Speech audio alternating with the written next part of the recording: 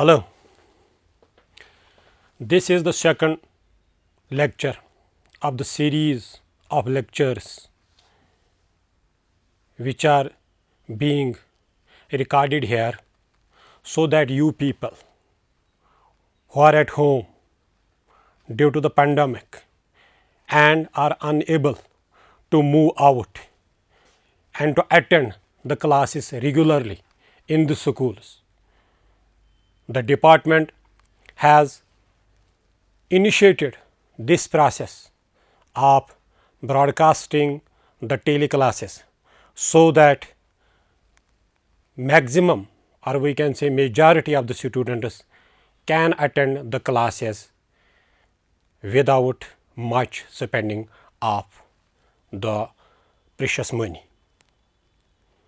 In this second lecture of the class 12th, we are going to discuss the emergence of two blocks. In the first lecture, we discussed the Cold War, its origin and the causes of Cold War. In this lecture, we will mainly focus on the emergence of two blocks, non-aligned movement and the new international economic order. So, let us discuss the first topic. It is the emergence of two blocks. As I have already discussed in the first lecture that the Second World War was a source of big, deep and far-reaching changes in the international power structure.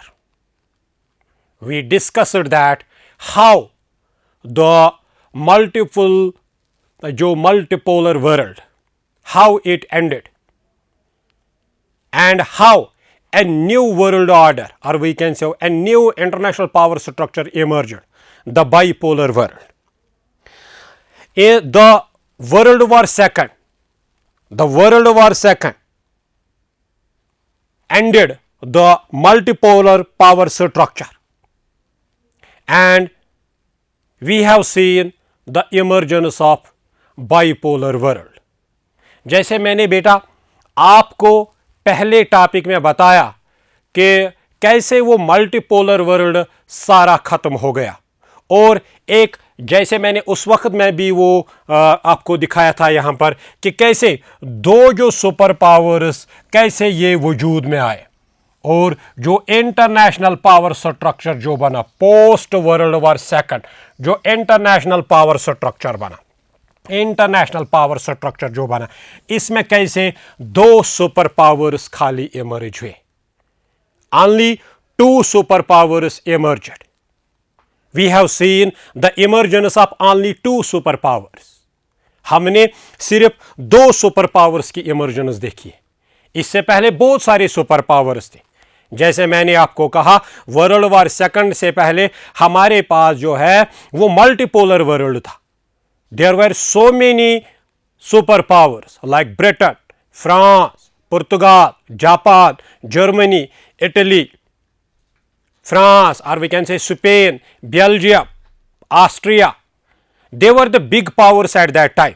लेकिन world war second ने उन सब को ख़त्म किया और एक नए बैनुल अक़वामी सियासी निज़ाम को इस तश्कील में लाया और उसमें ये जो दो सुपर पावर्स ये जो इमर्ज हुए हैं, एक USA United states of America and USSR.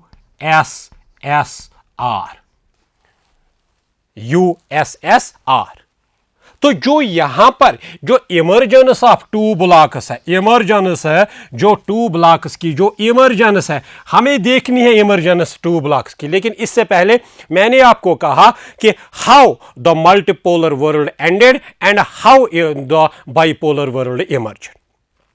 अब जब अगर हम बात करेंगे जो block emergence of two blocks की, सबसे पहले इमर्जेंस ऑफ टू ब्लॉक्स. ये ब्लॉक्स ये क्या है, ब्लॉक क्या है? ब्लॉक क्या है? In international relations block refers to a group of nations in international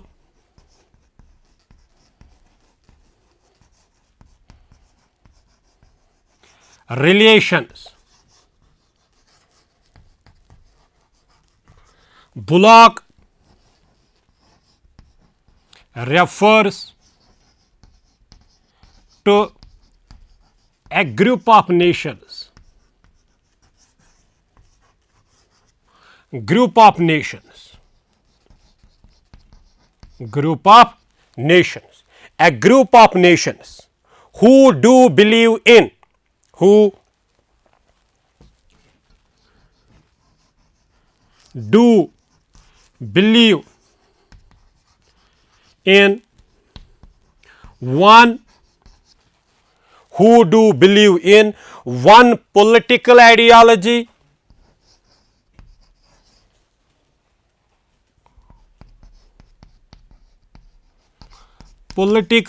ideology, economic system,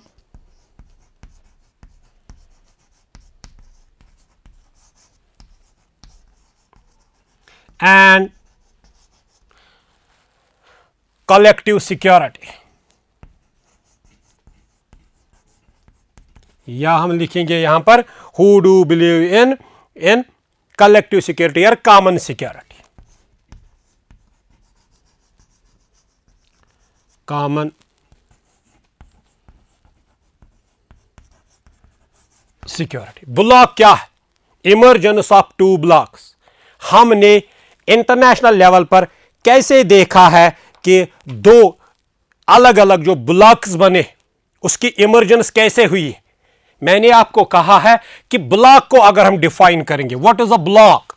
what is a bloc? Bloc is a group of nations. ये मुल्कों का बहुत 2, 4, 6, 10 a group of nations. There is no fixed number of nations, but a group of nations who do believe in, जिनका यकीन होगा एक ही political निजाम है, एक ही सियासी निजाम है, political ideology, economic system and collective security और कॉमन सिक्योरिटी. जो एक पॉलिटिकल, एक सियासी निज़ाम, जो एक उनका इक्तिसादी निज़ाम और जो उनके अलावा जो उनकी सिक्योरिटी होगी, कॉमन कलेक्टिव सिक्योरिटी, साथ में रहने के लिए. तो वो मुल्क जो इनका एक ही हुआ, वो मुल्क जो एक पॉलिटिकल सिस्टम, एक पॉलिटिकल आइडियोलॉजी, एक इकोनॉमिक सिस्टम और कलेक्टिव सिक्योरिटी पर भरोसा रखते हैं, उसे हम ब्लॉक कहते हैं. उसे हम ब्लॉक कहते हैं. इसी तरह से जब ये दो मुल्क जब ये दो मुल्क इमर्ज हुए after the world war second, when these two countries emerged as the two superpowers, मैंने आपको कहा कि one of the cause of the Cold War, in the previous lecture I discussed how the world supremacy became a cause for the Cold War, for the emergence of Cold War. तो इसी ज़मन में हम कहते हैं कि ये जो दो सुपर पावर्स है, जब ये वजूद में आए, जब ये आफ्टर द वर्ल्ड, जिसको हम कहते हैं post world war second international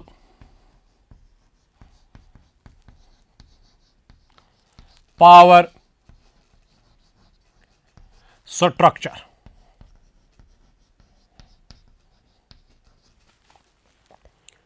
जब ये दो वजूद में आए, अब इन दो ने क्या किया? इन्होंने एक दूसरे के साथ जो रिलेशन डेवलप की है, the relation which these two super powers developed with each other, the relation which these two countries developed with each other, it was a relation of hate, it was a relation of suspicion, it was a relation of antagonism, it was a relation of constant conflict and etc.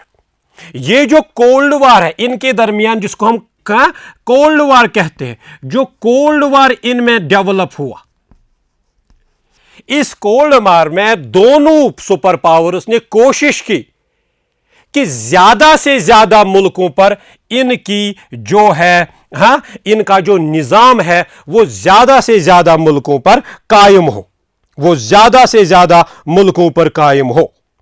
The cold war produced a vertical division in the international politics. It divided the international political, economic and military outlook of the all countries into two blocks. ये जो दुनिया में बाकी छोटे छोटे मुल्क थे, बहुत सारे मुल्क थे, बहुत सारे मुल्क जो उस वक्त थे, वो जो ममालिक उस वक्त के थे, उनमें से जिनको इनका सिस्टम पसंद आया, जिनको इनका सिस्टम पसंद आया, इनका पॉलिटिकल आइडियोलॉजी इनकी पसंद आई, इनका इकोनॉमिक सिस्टम पसंद आया, इनकी कलेक्टिव सिक्योरिटी पसंद आई, उन्होंने इस सुपर पावर को ज्वाइन किया। आपको मेरी बात समझ आ रही है? मेरे कहने का मतलब यहां पर यह है, after the world war second and we can say after the emergence of two super powers, जो दुनिया के ममालिक थे, उन्होंने क्या किया इस नए दौर में, इस नए सियासत के दौर में, बहुत सारे मुल्कों ने जिनको ये इनका निज़ाम, यूनाइटेड स्टेट्स अमेरिका का सियासी निज़ाम, इक्तिसादी निज़ाम और इनका जो तहफ़्फ़ुज़ी निज़ाम था, जब वो उनको पसंद आया, a political ideology, economic security और we can political ideology or we can say here the economic system and the here we are saying the collective security, जिनको इनका निजाम पसंद आया, उन्होंने इनको ज्वाइन किया।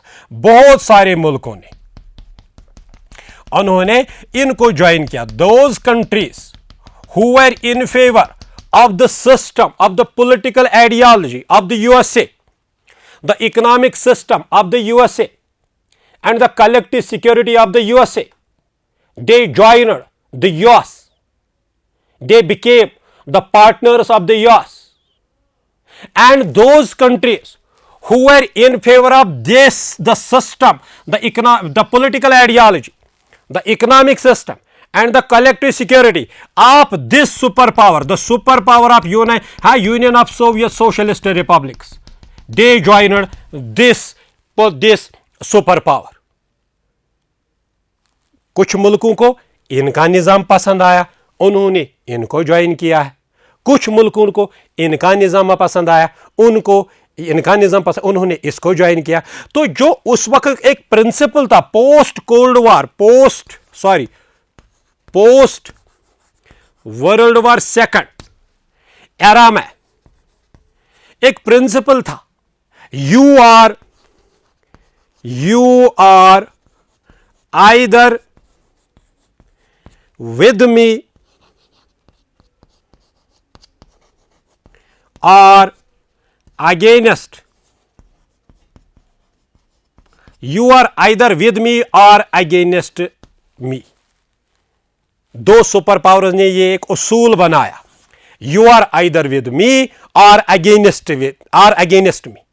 हम इसे इन अल्फाजों में भी कह सकते हैं, my enemies enemy is my friend, my enemy's enemy is my friend and my enemy's friend is my enemy। यहां पर हम क्या लिख सकते हैं, my enemy's enemy, अब यहां है my enemy's enemy is my friend, मेरे दुश्मन का दुश्मन मेरा दोस्त है।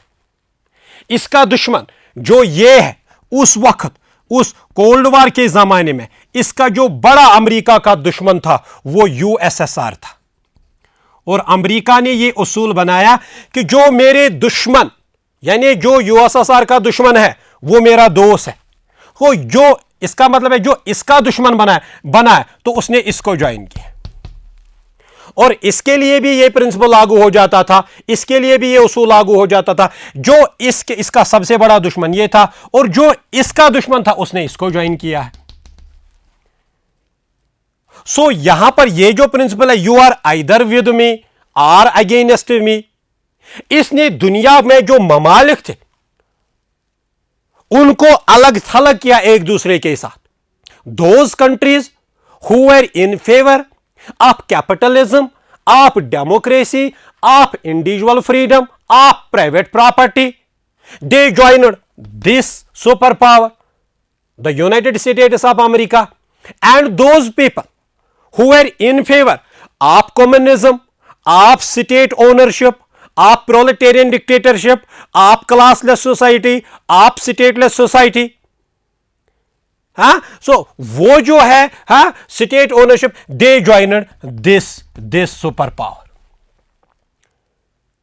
जो कोल्ड वार, जो सरद जंग, the cold war which emerged between the two super powers after the world war second, इसने सिर्फ इन दो सुपर पावर्स को अलग नहीं किया है, बल्कि इसने दुनिया के लगभग दो हिस्से किए.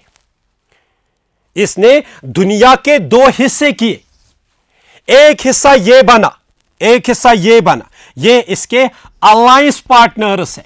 अलायंस पार्टनर्स, अलायंस पार्टनर्स, जो इसके अलायंस पार्टनर्स ने इसे ज्वाइन किया. और जो यहां है ये इसके अलायंस पार्टनर्स, अलायंस पार्टनर्स.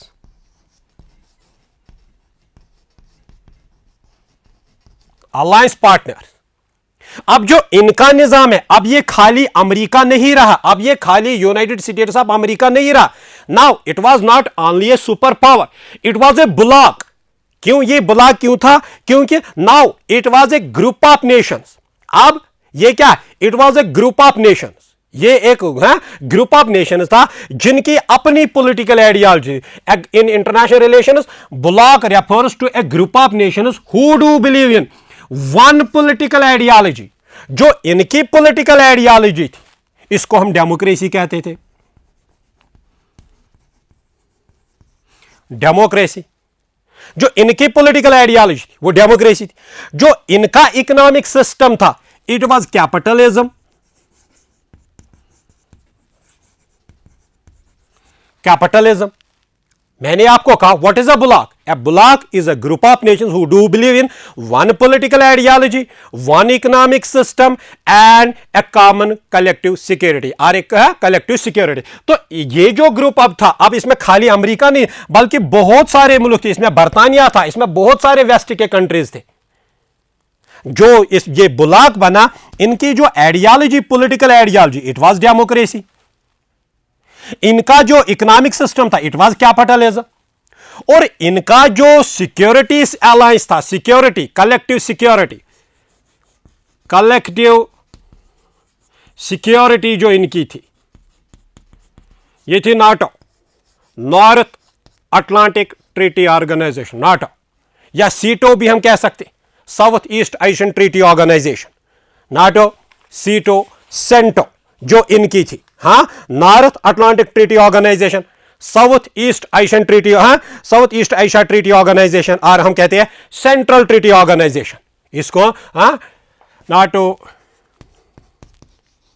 सीटो, सेंटो, ये इसके कलेक्टिव सिक्योरिटी अलायंसेस थे जिसने डिफरेंट ज्योग्राफिकल एरिया दुनिया में जो इसने बनाए थे. तो जो इनका था, इनका भी अपना था. इनका जो पॉलिटिकल, जो कम्युनिज्म, कम्युनिज्म या जिसको हम कहेंगे स्टेटलेस सोसाइटी, स्टेटलेस सोसाइटी, अभी कायम पूरा ये नहीं हुआ, ये उसमें पूरी तरह से कायम नहीं हुई, लेकिन मोटिव वही था, ऑब्जेक्टिव वही था. और इसके अलावा इनका जो था, हाँ, state controlled economy, state controlled economy, means of production जो थे वो स्टेट कंट्रोल्ड थे. इनका जो इकोनॉमिक निजाम था वही. और इनका जो सिक्योरिटी अलायंस था, it was Warsaw Pact, Warsaw Pact. इस तरह से जो कोल्ड वार है, इसने दुनिया को सिर्फ दो सुपर पावर्स के दरमियान जंग नहीं, इसकी वजह से सिर्फ दो सुपर पावर्स के दरमियान हालात खराब रहे, हालात कशीदा रहे, हालात पेचीदा रहे, बल्कि इसने लगभग दुनिया को दो ब्लॉक्स में, दो हिस्सों में तकसीम किया है। One, it is the USA, the US bloc. और अब ये सारा है, अब हम इसको यूएसए नहीं कहते, अब जो इसका नाम है, जो हम इसका नाम देते, इट इज यूएस ब्लॉक। इसे हम कैपिटलिस्ट ब्लॉक भी कहते हैं, इसे हम कैपिटलिस्ट ब्लॉक भी कहते हैं, इसे हम वेस्टर्न ब्लॉक भी कहते हैं, इसे हम डेमोक्रेटिक ब्लॉक भी कहते हैं। आप कोई भी नाम लो, इन चार में से एक ही कहलाता है। US bloc, capitalist bloc, western bloc, democratic bloc. ये ब्लॉक यूएस ब्लॉक, और we can say democratic bloc, capitalist bloc. Capitalist bloc refers to that bloc in which there were a number of countries which were headed by the USA and which were having their own political ideology. That was the ideology of democracy. They were having their own economic system. It was the capitalism, and they were having their own collective security. They were having different security these treaties with different countries. और वो जो थे उनको जो नाम था, it was NATO, CETO, CENTO. चाहे आप इसे यूएस ब्लॉक कहो, कैपिटलिस्ट ब्लॉक कहो, आप वेस्टर्न ब्लॉक कहो या डेमोक्रेटिक ब्लॉक कहो। इसी तरह से जो ये ब्लॉक बना है, इसे सोवियत ब्लॉक कहते हैं, इसे सोवियत ब्लॉक कहते हैं, इसे सोशलिस्ट ब्लॉक भी कहते हैं, सोशलिस्ट ब्लॉक भी कहते हैं, इसे कम्युनिस्ट ब्लॉक भी कहते हैं,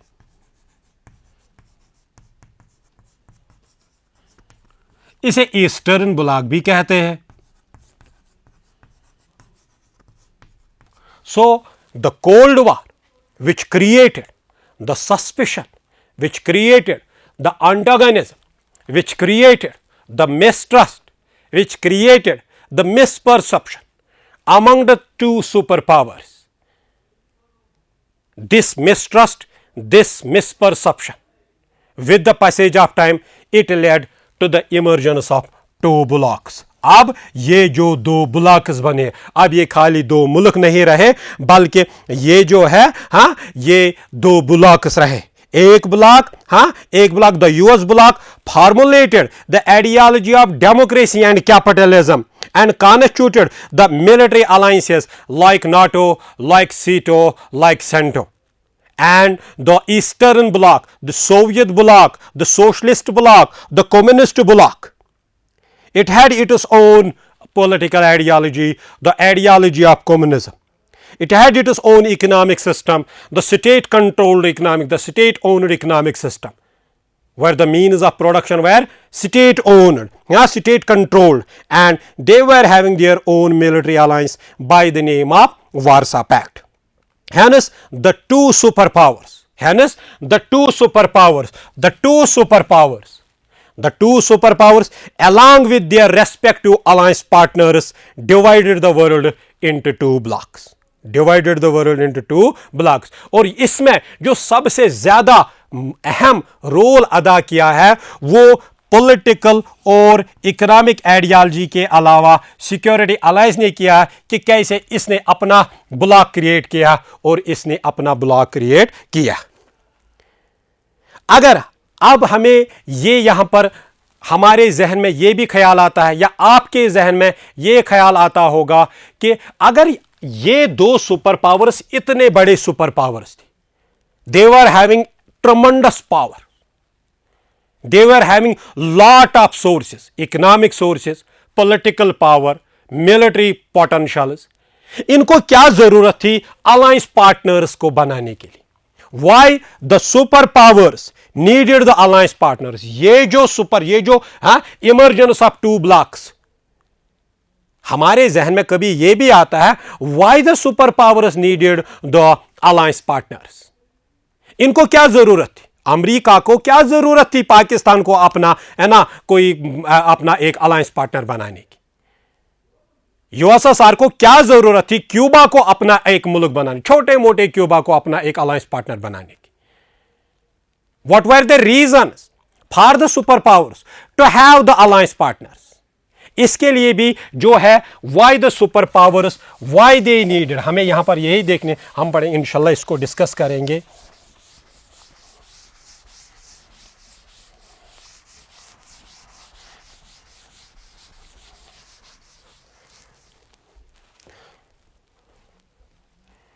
Why the superpowers needed the alliance partners?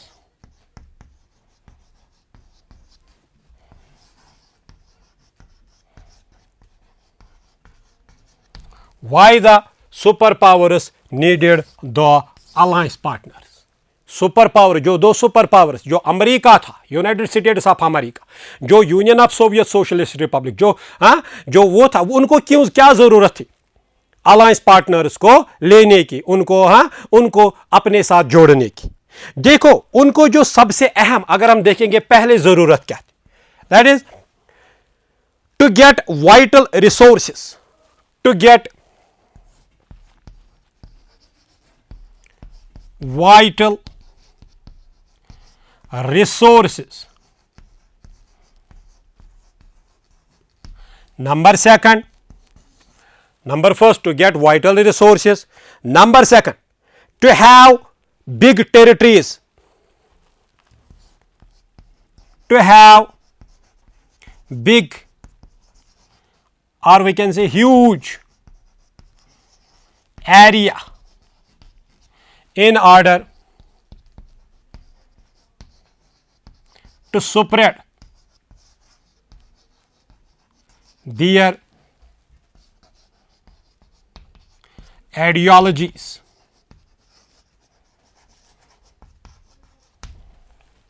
Number third, locations from which they could have the surveillances on the rival to get the important locations in order to have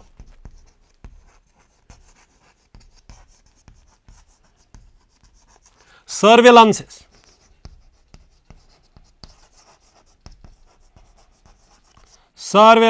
over the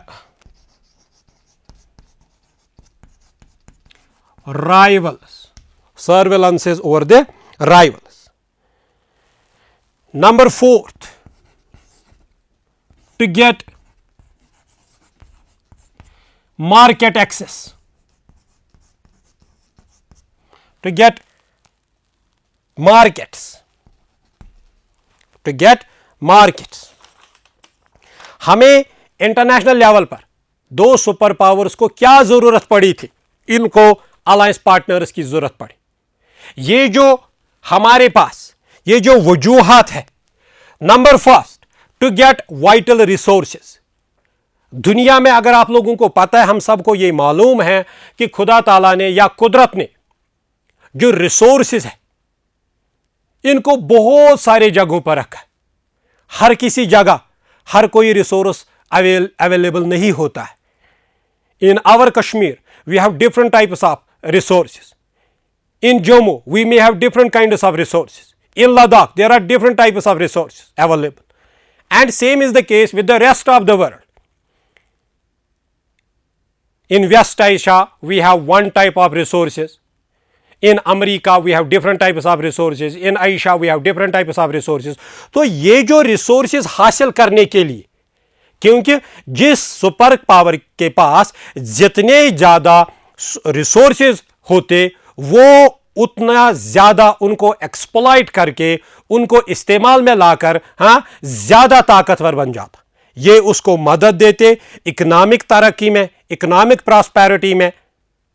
तो इसलिए to have to have vital economic resource, or we can to have vital resources such as oil and minerals, in super powers को जरूरत पड़ी है alliance partners की। इन्होंने उनको अपने साथ जोड़ा है और वहां के जो रिसोर्सेज थे उनको बरोई कार लाकर उनका इस्तेमाल किया और उनका फायदा उठाया। दूसरी बात, इनको क्यों चाहिए थे इनको अलायंस पार्टनर्स? इनको बड़ा एरिया चाहिए था, big huge areas, big territories, so that they could expand, spread the ideologies of their particular systems. मैंने आपको कहा cold war was actually the war of ideologies, ideological divide, ideological polarization. It was a main cause for the emergence of the Cold War. और ये जो cold war है, ये दोनों super powers कोशिश कर रहे थे उनका निजाम, उनका सिस्टम, उनका तरीका चलने का, या सियासी हो, इक्तिसादी हो, समाजी हो, तो उसको आगे ले जाने के लिए इनके पास इनको वो एरिया चाहिए था, इनको वो जमीन चाहिए थी, इनको ज्यादा मुल्क चाहिए थे जहां पर ये अपनी आइडियोलॉजीज को कायम करते, उसको स्प्रेड करते और उसको नाफिज करते वहां पर। इसलिए भी इनको अलायंस पार्टनर्स चाहिए थी। और नंबर तीसरा, to get the important locations in order to have surveillances over the rivals. देखो, दो सुपर पावर्स जो थे, ये मैंने आपको कहा, it was an ideological war. Cold war was an ideological war, it was a propaganda war, जिसमें कोशिश की, दोनों सुपर पावर्स, हर कोई कोशिश कर रहे थे, हर कोई एफर्ट कर रहे थे, हर कोई पॉलिसी चला रहे थे एक दूसरे को कमजोर बनाने के लिए। अगर आपको दूसरा कमजोर बनाना है तो आपको नजर रखनी है उसकी कमजोरी पर, या उसके पास क्या हथियार है, उसके पास क्या क्या चीज है। उसको कमजोर बनाना है तो उन चीजों पर नजर रखनी है, उस पर पूरी तरह से वॉच एंड वॉर रखना है। इसी तरह से दोनों सुपर पावर्स एक दूसरे पर नजर रखने के लिए उन्होंने एक दूसरे के नेबरहुड में वहां अपने अलायंस पार्टनर्स बनाए, ताकि उनको खबर रहे, वो लोग खबर रखे अपने दुश्मन के बारे में, अपने रकीब के बारे में वो खबर रखे। So in order to have surveillances, the superpowers they needed the alliance partners. और इसके अलावा जो है टू गेट मार्केट्स, दोनों मैंने आपको कहा कि one of the important cause of the cold war was to have economic, to get economic benefits.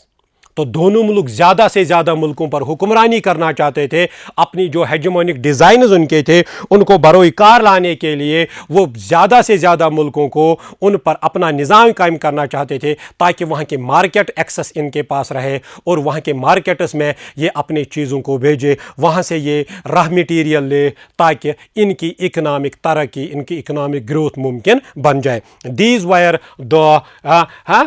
Were the reasons why the two super powers they needed the alliance partners. इसके अलावा अगर हम कहेंगे now why the alliance partners needed this very, if we say the superpowers, alliance partners को भी क्यों चाहिए थे? इनको भी जो चाहिए थी, इनको एक रिकॉग्निशन चाहिए थी, इनको इकोनॉमिक एड चाहिए था।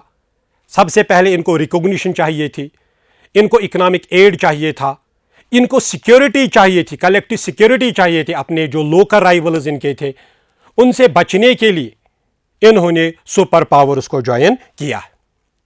तो ये रहा इमर्जेंस ऑफ टू ब्लॉक्स। अब जो हमारा दूसरा टॉपिक है इसमें कोल्ड वॉर में है, वो है नॉन अलाइनमेंट। ना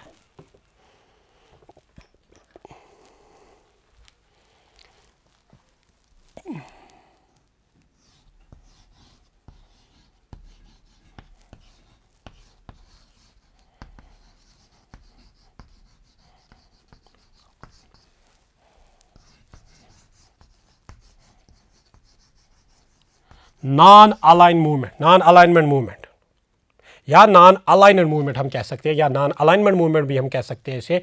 ना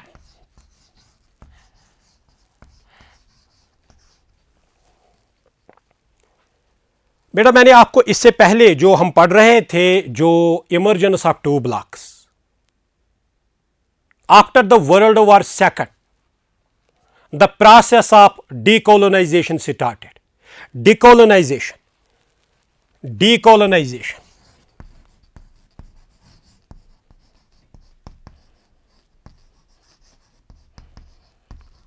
डीकोलोनाइजेशन क्या है?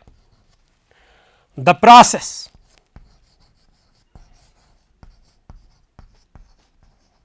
which started after the end of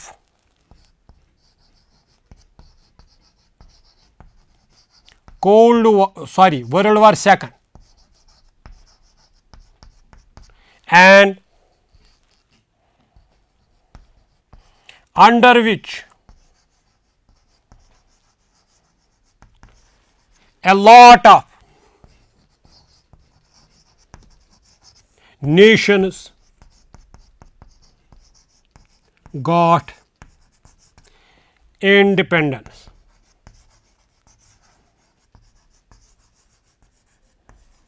decolonisation क्या है? डीकोलोनाइजेशन, कोलोनाइजेशन हम किसे कहते हैं?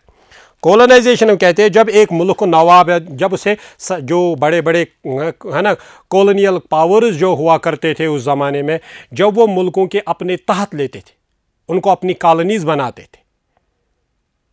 डीकोलोनाइजेशन उसका अपोजिट है. वर्ल्ड वार सेकंड ने, मैंने आपको दो टॉपिक्स पढ़ाए, दोनों में मैंने आपको कहा कि it was world war second which damaged the positions, the overall positions of the big powers, चाहे बरतानिया हो, चाहे पुर्तगाल हो, चाहे फ्रांस हो, चाहे जर्मनी हो, चाहे जापान हो, चाहे इटली हो, चाहे स्पेन हो. ये जो बड़े बड़े सुपर पावर्स थे, ये जो बड़े बड़े कॉलोनियल पावर्स थे, वर्ल्ड वार सेकंड ने इनकी इमेज को डेंट किया है, तबाह करके रखा. ये कमजोर पड़ गए. इनके तहत जो ममालिक थे जिन पे ये हुकूमत किया करते थे, जो इनकी कॉलोनीज हुआ करते थे, इन्होंने उन कॉलोनीज को आजाद किया है. Because they were not having the potential, they were not having now the resources, they were not having now the power to have control over these colonies. उनके पास अब वो पावर नहीं था.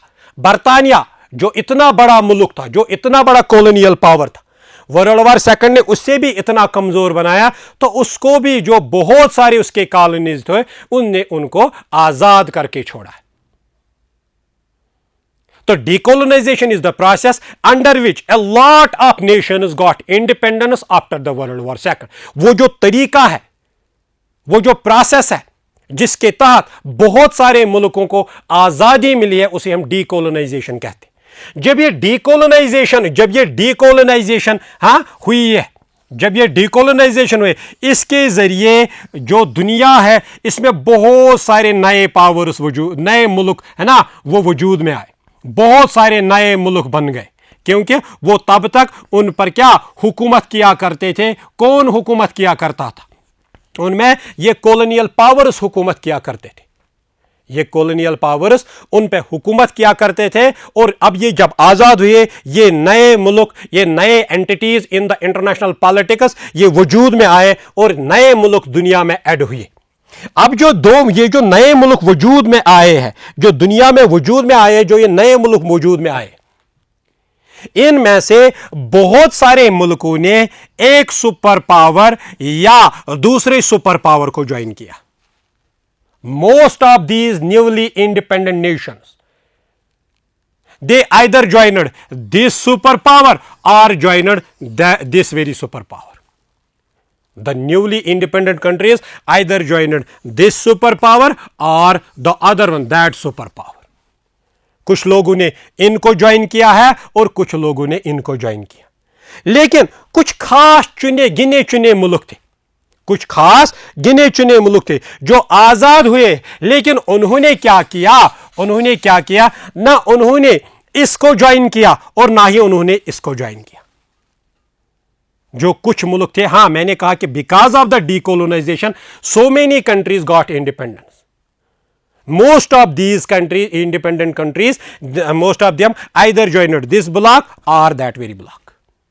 This superpower at that very superpower and became the part of either this bloc or that very bloc. But some of them उन्होंने क्या किया, ना उन्होंने इसको ज्वाइन किया ना ही इसको ज्वाइन किया. वो आजाद रहे, ना उन्होंने इस सुपर पावर को ज्वाइन किया है और ना ही उन्होंने इस सुपर पावर को ज्वाइन किया. जब उन्होंने इनको ज्वाइन नहीं किया है और ये इन्होंने फैसला किया है हम इनके साथ ज्वाइन नहीं करेंगे. We will not join the bloc politics. We will not join the world Cold War politics. We will not join the ideological polarization. इन्होंने ये फैसला किया हम कोल्ड वार को ज्वाइन नहीं करेंगे, हम ब्लॉक पॉलिटिक्स को ज्वाइन नहीं करेंगे, हम आइडियोलॉजिकल पोलराइजेशन को ज्वाइन नहीं करेंगे, बल्कि हम अलग रहें. हम कोशिश करेंगे दोनों से दूर रहना, क्योंकि मैंने आपको अभी बताया है कोल्ड वार पॉलिटिक्स में वहां उसूल था you are either my friend और माई एनिमी. अगर ये जो आजाद मुल्क है, अगर ये इसके दोस्त बन जाते तो ऑटोमेटिकली ये इसके दुश्मन बन जाते. अगर अब ये इसको ज्वाइन करके इसके दोस्त बन जाते तो ऑटोमेटिकली ये इसके दुश्मन बन जाते. इसलिए इन्होंने फैसला किया है ना हम इसको ज्वाइन करेंगे और ना ही इसको ज्वाइन करेंगे, ना हम यूएसए को ज्वाइन करेंगे और ना ही यूएसएसआर को ज्वाइन करेंगे. We will neither join this superpower nor this super. We will neither join the US bloc nor the Soviet bloc. But we will try to maintain good relations with both the superpowers. हम कोशिश करेंगे दोनों super powers के साथ अच्छी relation कायम रखने की.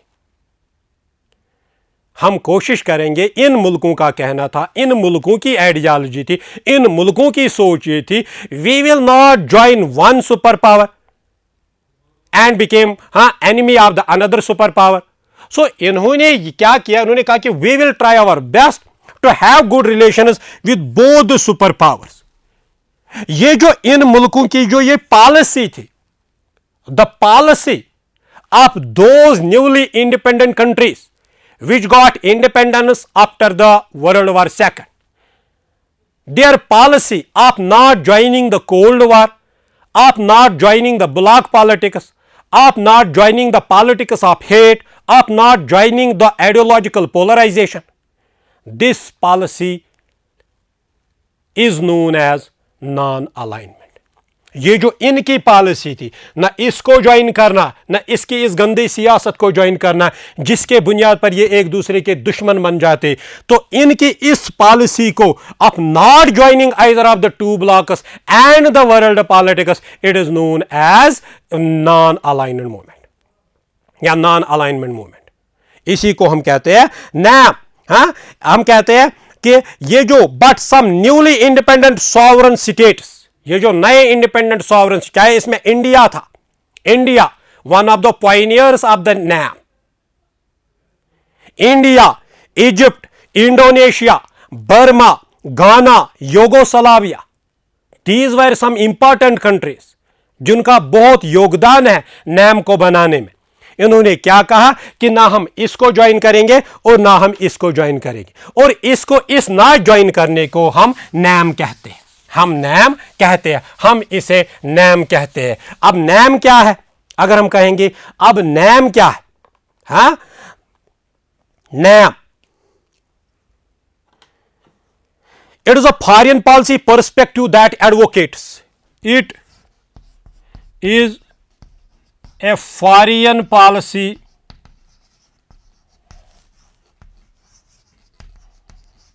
It is a foreign policy perspective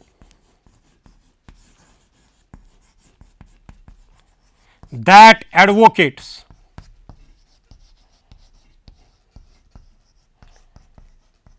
it is a foreign policy perspective that advocates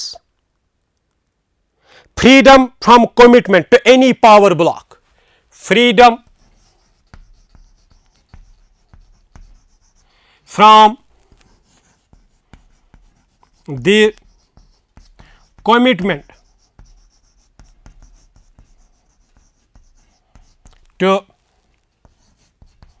any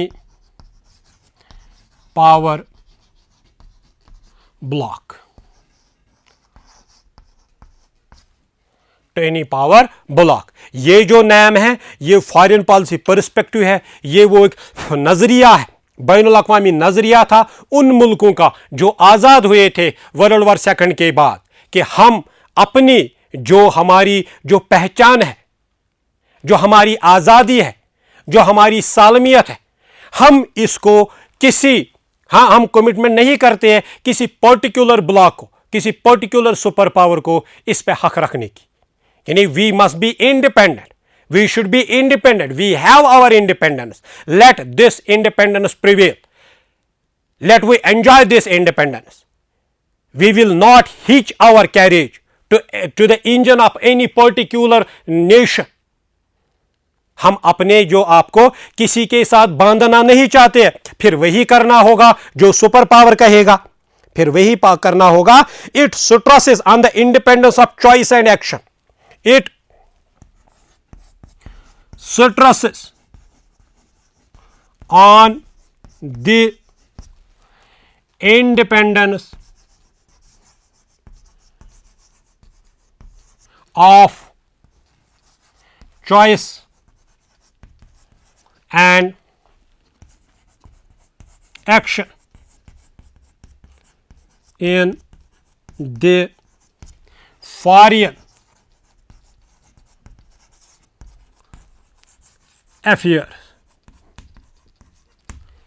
NAM का था इट स्ट्रेसेस, ये वो एक पर्सपेक्टिव था, वो नजरिया था, वो आइडियोलॉजी थी, वो सोच थी जो चाहती थी कि एक मुल्क के पास उसकी सालमियत रहनी चाहिए, एक मुल्क के पास उसकी वो अपनी आज़ादी रहनी चाहिए, ताकि वो अपने मसले जो है, जो उसके अपने मसले चाहे अंदरूनी हो या चाहे बैरूनी हो, उन पर उसका हक रहे, कोई दूसरा मुल्क इसका ये हक ना छीने. मैंने आपको कहा कि जो दो सुपर पावर्स थे और जो उनके अलायंस पार्टनर्स फिर कुछ नहीं करते थे, उनको वही करना पड़ता था जो सुपर पावर कहता था. उनको अपनी आज़ादी से हाथ धोना पड़ा. जो मुल्क, जो ममालिक जिन्होंने कोल्ड वार में ब्लॉक पॉलिटिक्स को ज्वाइन किया, उनको फिर ना अपनी इंडिपेंडेंट चॉइस रही और ना फिर ना उनकी इंडिपेंडेंट एक्शन रही इन एक्सटर्नल अफेयर्स, चाहे या डोमेस्टिक अफेयर्स हो या एक्सटर्नल अफेयर्स हो. It is the policy of not aligning with any block. जो नैम है, नॉट अलाइनिंग विद किसी के साथ नहीं जाने का. लेकिन इसका मतलब यह भी नहीं था, नैम का मतलब जो नैम था, इसका मतलब यह भी नहीं था कि इसको इंटरनेशनल रिलेशंस में, इंटरनेशनल पावर स्ट्रक्चर में कोई हक नहीं था. NAM was very much active in the international politics. यह चाहता था कि जो बैनुल अक़वामी निज़ाम, जो उस वक्त के पॉलिटिकल अफेयर्स थे, जो इंटरनेशनल डिसीजंस लिए जाते थे, नैम उसमें बड़ा चढ़ाकर हिस्सा लेता था, लेकिन कोल्ड वार में हिस्सा नहीं लेता था, नेगेटिव पॉलिटिक्स में हिस्सा नहीं लेता था, पॉलिटिक्स ऑफ हेट में हिस्सा नहीं लेता था. ज़ाम्बियन प्रेसिडेंट केनेथ कोंडा ही से, जब उसे केनेथ कोंडा को, जो ज़ाम्बिया के प्रेसिडेंट, जब उसे कहा गया कि व्हाट इज नैम, उसने कहा NAM is a determination to preserve independence and sovereignty. Kenneth Kaunda को कहा गया कि नैम को, उसने कहा कि यह वो मुसस्सम इरादा है, नैम वो इरादा है कि अपनी आजादी को, अपनी सालमियत को कायम रखना है और दूसरों की आजादी और दूसरों की सालमियत को भी कायम रखना है. हाँ, to preserve one's independence, to preserve one's sovereignty and to respect other people's independence and to respect the other nation's sovereignty. अपनी आजादी को, अपनी इंडिपेंडेंस को, अपनी सॉवरेनिटी को, इसको प्रिजर्व करना और दूसरों की इंडिपेंडेंस को, दूसरों की सॉवरेनिटी, उसको रेस्पेक्ट देना है, उसको रेस्पेक्ट देना है. To respect such independence and sovereignty in other states and to decline to take sides in the ideological, in the major ideological struggle which rend the world. और उस गंदी सियासत से, उस जो सोच है, जो डिवीजन की सोच है, उससे दूर रहना है जिसने दुनिया को तोड़ के रखा था. To decline to take sides on the major ideological divide which rend the world. ये कौन कहता है? ये कनत कांडा कहते हैं। अब कहेंगे कि इसका ऑरिजिन नैम, ये जो वर्ड है कहां से आया है? जैसे हम कहते हैं who has coined the term NAM and who has popularized it in the international level, in international conferences, and who has popularized the term NAM in the academic sense. The term NAM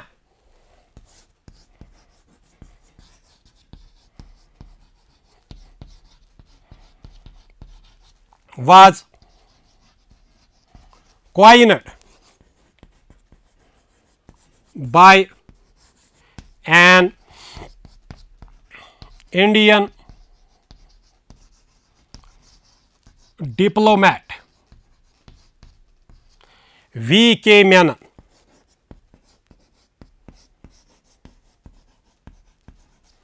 V.K. Menon. The term NAM has been coined by Indian diplomat V.K. Menon in his speech at UNO in 1953. In his speech at UNO in 1953. नाम को किसने coin किया है? Krishna Menon, V Krishna Menon, Indian diplomat, उसको हम कहते हैं हिंदुस्तान के उस जमाने में the second most powerful person after Nehru at that time. उसने नैम को कॉइन, ये कहा जाता है, ये कहा जाता है ये V.K. मेनन है। और अगर आपको ऑब्जेक्टिव होगा आपको वहां पर यही लिखना है, it is V.K. Menon. At conference level actually उसने इसको यूएन डिप्लोमेटिक लेवल पर उसने इसको इस्तेमाल में लाया। At diplomatic level it was V.K. Menon who coined the term NAM, but at the conference level it was Jawaharlal Nehru who used it. Jawaharlal Nehru पहले prime minister है या पहले बंदे हैं जिसने कॉन्फ्रेंस लेवल पर नैम को इस्तेमाल में लाया है। It was Jawaharlal Nehru, the prime minister of India, during his speech in Colombo, Sri Lanka in 1954। Nehru ने इसे 1954 Nehru used it at the conference level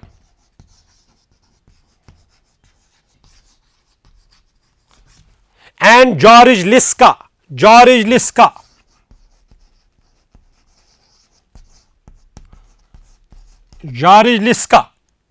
used it in the academic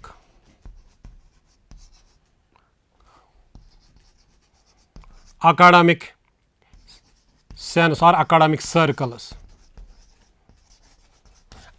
circles में जॉर्ज लिस्का ने इसे इस्तेमाल में लाया। तो अगर हमें ये होगा वहां पर कि who has coined the term, it is V.K. Menon. Who has used it at the diplomatic level? After V.K. Menon, it was Jawaharlal Nehru who popularized the term NAM at the conference level. And in academic senses, in academic circles, it was George Liska who has used and popularized the term NAM. What are the features of the NAM? इसके features क्या थे?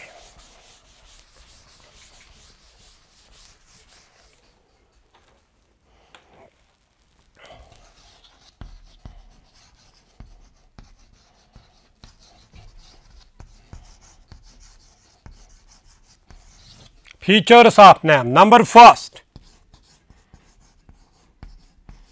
averse to the Cold War. Number second, averse to the Cold War. Against number second,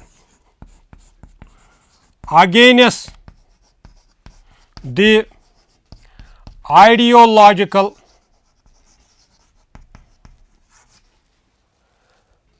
divide. Number third, it was against the military alliance. Against the military alliances. alliances. Number 4th, own path of development.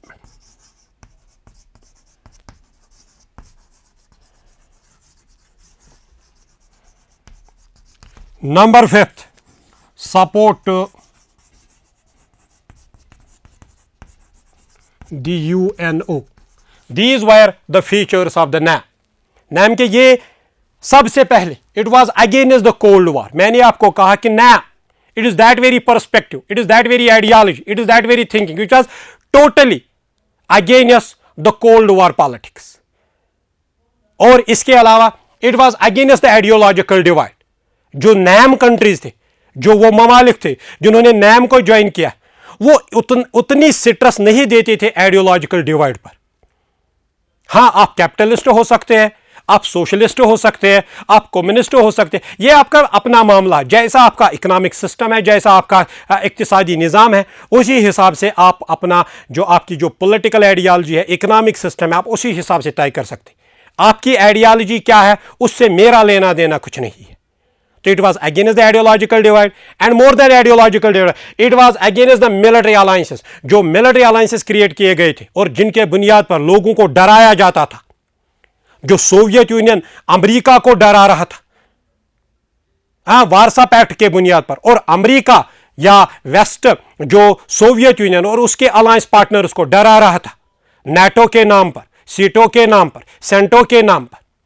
ये जो NAM countries थे ये इसके खिलाफ थे। ये चाहते थे जो पैसा मिलिट्री जो पैसा मिलिट्री मामलात पर खर्च किया जाता है, जहाज बनाने, मिलिट्री जहाज बनाने में खर्च किया जाता है, मिसाइल बनाने में खर्च किया जाता है, एटम बम बनाने में खर्च किया जाता है, उस पैसे को तालीम पर खर्च करना चाहिए, डेवलपमेंटल वर्क पर खर्च करना चाहिए, सोशल प्रोग्रेस पर खर्च करना चाहिए। तो इसके अलावा इनका अपना ओन पाथ ऑफ डेवलपमेंट, ये किसी पर्टिकुलर सुपर पावर की आइडियोलॉजी और इकोनॉमिक सिस्टम को नहीं चाहते थे, बल्कि ये चाहते थे जैसा एक मुल्क है, जैसी उसकी रिक्वायरमेंट्स होगी उसी हिसाब से उसका जो डेवलपमेंटल प्लान बनना चाहिए। और इसके अलावा NAM was it was an alliance, or we can say a group of those nations who were the faithful members of the UN and were supporting the UN policies, the UN initiatives and the UN ideology. NAM में बहुत पढ़ना बाकी है, relevance of NAM, India's role in NAM, लेकिन इस वक्त उतना ज़्यादा टाइम हमारे पास नहीं रहता है। एक टाइम लिमिट दिया जाता है हमें, और उसी टाइम लिमिट में हमें अपने लेक्चर को कंप्लीट करना पड़ता है। मैं उम्मीद करता हूं कि जो मैंने यहाँ पर आपको बताया आपने समझा होगा, और अगर इसके मामले में अगर आपको कोई भी अगर आपका इशू है, या अगर आपको कोई क्वेश्चन है, अगर आपको कोई डाउट है, आप मुझे मेल कर सकते हो। और मेरा मेल है जो आपको आज आपको टीवी पर भी दिखा होगा, और मैं आपको यहाँ पर भी बताता हूँ। मेरा मेल है masoodalimeer@yahoo.co.in। शुक्रिया।